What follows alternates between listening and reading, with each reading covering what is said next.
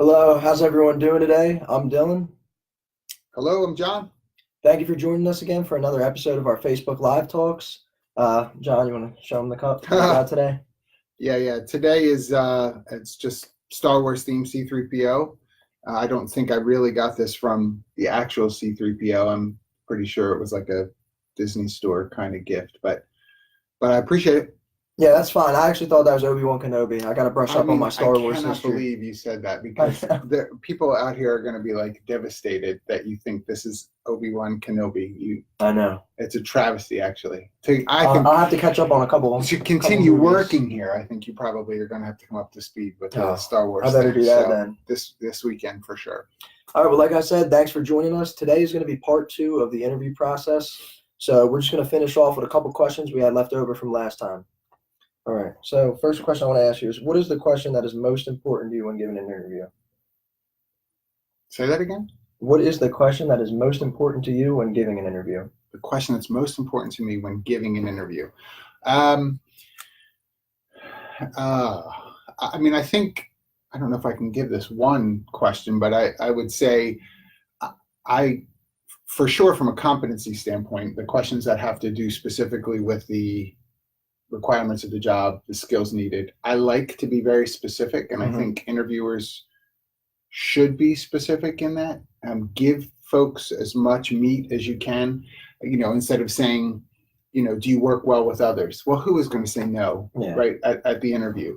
So, maybe the question needs to be more specific to what will that look like? So if you care about them working well with others, maybe frame out a little bit, this role requires you to have to meet daily with 3 people around X for a particular project. That's usually an hour each time. There's a lot of brainstorming there. How do you function in that? Give me an example of a time when you've worked in that kind of environment. I'm big on the kind of the behavioral and situational questions because I think it gives people an opportunity to brag on themselves appropriately, but also as the interviewer, an idea of whether they really have the chops for what is needed. So that kind of vein of question for sure is important, but I also believe in questioning that's I'll say culturally related, and I think that might bother some people because I think sometimes culture is a label for bias for some organizations. So I'm not talking about bias. I'm aware of that, but culturally, in terms of style, right? So are you better in written form of communication than verbal? Well, if I'm in an environment where verbal communication, if I'm working a role for the stock exchange, and that's just a lot of shouting, a lot of yelling, and I'm only good primarily in written communication, I'm not going to excel in that environment. And so we need to see if some of those skill sets will fit not only in the job, but amongst the other people. And that's kind of a cultural consideration there. So those questions I think are important. Yeah. I would say, and I know you didn't ask me this, but I would want to just mention, small talk is fine to a degree, but I'd be really careful about the questions you ask in regards to I see you went to this college, when did you graduate? Did you meet your spouse there? Did you, let's not, I know sometimes interviewers are just looking for ways in which to sort of find out about the person. But I think we can get ourselves into trouble from a discrimination standpoint if we go down that road. I definitely think it was good that you brought up, the specifics of tell me about a time when you did this and like that. I think that's a big deal in interviews because from what I noticed, it's what I've had to do before in the past. And I think it really gives the interviewee and the interviewer an understanding of, what they're both looking for. And I think sometimes the interviewer sort of falls into a pattern, especially if this is a position that is in certain industries, high turnover. So, customer service type positions, front of house type positions, whether restaurant or retail, maybe entry-level roles on a manufacturing or distribution line. And so you wind up just sort of falling into this pattern of, what does it really matter? They're not going to stay here but 3 months anyway. Well, hopefully by kind of putting some different life and spin into this, that can help to impact retention strategies as well. If you don't interview appropriately from the beginning, it's not a surprise that people don't stay. Yeah. All right. Next question. What should follow-up look like on both sides? Follow up to the interview. Yeah, what should that look like, right? So, I don't know if there's like a magic formula. Mm-hmm. I certainly, though, there must be some sort of follow-up from the interviewee. Send an email, send a handwritten note. I think, and some of this might be preferential, and I respect that. I'm just giving some thoughts for folks out there. So I'm not saying, again, that this is the letter of the law. But, if you're going to do a handwritten note, which I actually really appreciate personally and always have through my career. I mean, when I started, that we weren't sending emails. It was all handwritten, little job ads in the newspaper, and that's a whole other story. But you really always did a written follow-up. Mm-hmm. That's kind of lost its luster a little bit because everything's electronic. But if you're going to do a handwritten note, that's not going to get there for a couple of days. It might be good still to send something electronic immediately to say something generally appreciative, and maybe in the handwritten note, you could add a little bit of, besides the gratitude, one of the things that you mentioned during the interview was this, and I've thought a little bit more about it, and, it was really a great question, and here's what it got me thinking of, and how I've done this previously, whatever it might be, kind of throw another sort of answer to something in that handwritten note. So they already know that you've acknowledged, but now they've gotten some more meat if you're going to do that. I don't think there's a semi-big issue, I would say, depending on the kind of work that you do. It's a bigger deal than it is to others. But ghosting, right, is when candidates don't show for interviews, but also when the company just stops communicating. Yeah. So I think there is responsibility on the interviewers' shoulders to send an email, to keep correspondence up, let them know what a timeline is going to be. Certainly by the end of the in-person interview, but follow up with that the next day to say, hey, again, thank you so much for coming in yesterday. Really appreciated it. We're still, as I mentioned, in the throes of interviewing candidates. We should narrow down to our next pool or final decision, or wherever you are in the process, by the end of this week, by the middle of next week, by such and such a date. Try to be specific. It's okay to have a caveat in there to say, of course, there may be a factor or two that influences this, but we certainly will keep you up to date on what's happening. And if they're not the candidate that you want to hire, let them know. I think if someone takes the time to come in and interview and spend time with you, you should be respectful to say, I'm so sorry, we're going forward with some other candidates. Thanks so much for your time. Even something like that. If you're in a position where you can offer critique, appropriate critique, great, do that.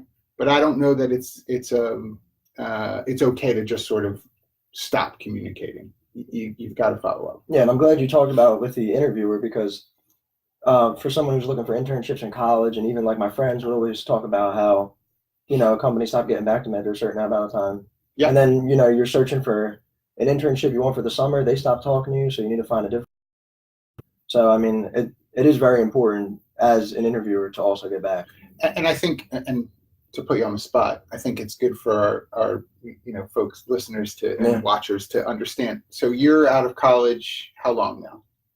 A little, about 6 months, I want to say. Okay. So 6 months, folks, right? So he's representing this generation that's coming into the workforce, and you and your friends, your buddies, chatted up. He loves the word buddy. Have shared these experiences with one another, and so there's commonality where the interviewer, the company, has not done a great job in follow up. Yeah. I think it is both sides. Yeah. I think you have to be willing to, as the interviewee, make sure you do that follow up. If you need to call in a week because you haven't heard anything, call. If it's a couple of weeks, call again. I think that's fine. Follow it with an email. You want to show that you're interested in the role.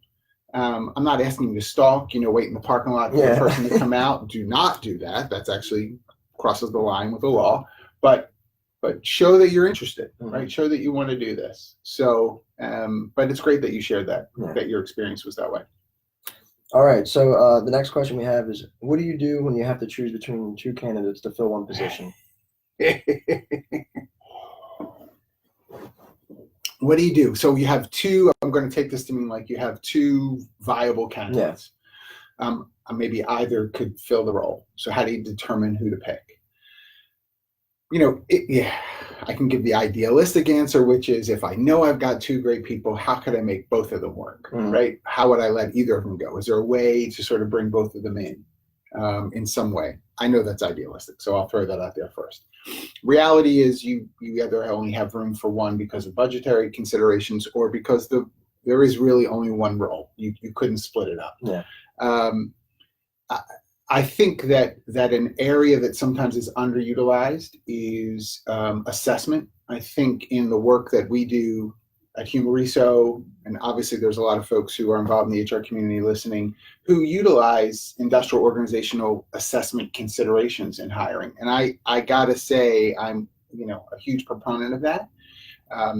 Again, I know that we do quite a bit of that and with our IO experts, but I think that if you've not done any of that and you're down to two candidates and you haven't really done anything that's sort of heavy lifting assessment, that really is going to help you because there may be nuances to their candidacy that will come out, be elicited through some of these assessments that help to differentiate between the two.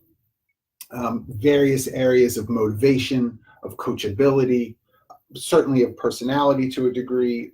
If you're just doing sort of the DISC, I don't know if that's enough of an assessment. My face is kind of contorted because, he's a high I, therefore he must have this role.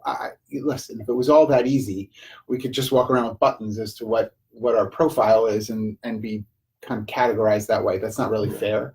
But it should be in the context of some other things. So I think assessment will help you determine which candidate. But at the end of it, after all of that, if you really feel like I could go either route, I think your gut plays into that as well.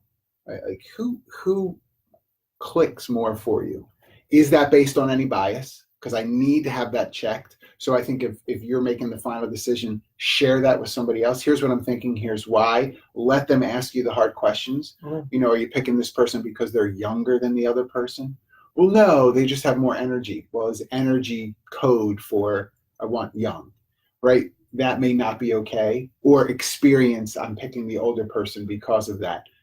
Is that code? I'm not saying experience doesn't matter, but think about your own bias. Make sure someone's checking you on that. If all of that's good and your gut is saying, I really think this is the person, and all things being equal, then go that route. I'm glad you went in depth on that because I think that'll, help everyone who's interviewing out there because a lot of times it is going to come down to picking two candidates, and that was your own reasoning, but it'll definitely give someone an open eye for what they should look for.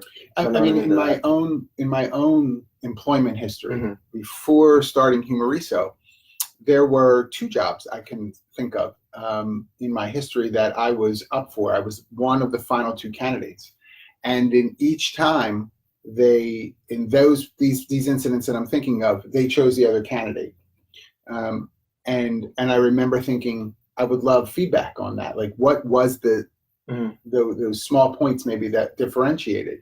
And I really never got great answers from either organization through in years past, other than we love you, we think it's great. One organization actually wound up calling me back 6 months later because the person didn't work out, and they asked me to reconsider. And at that point, I'd already moved into a different position, and I wasn't going to leave that one. So I think sometimes you just take a shot, and hopefully it does work out. But if you can do everything to be systematic about it and have a process, then I think you're stronger. You certainly can't always predict how somebody might have a life event change that in 3 months causes them to have to leave, a spouse relocates, or a parent becomes ill and they've got to go and care for them. All kinds of things in our world come up. But all things being equal, you just do a lot of your consistency in your process. I think that'll help a lot. All right, sounds good. All right, well, that wraps up all the questions I had for today. I appreciate everyone who's sat down to watch us right now and those who will be tuning in later. Just keep an eye out in the next week or so to see the next topic we'll be speaking about. Thank you all. Thank you. Take care, everybody.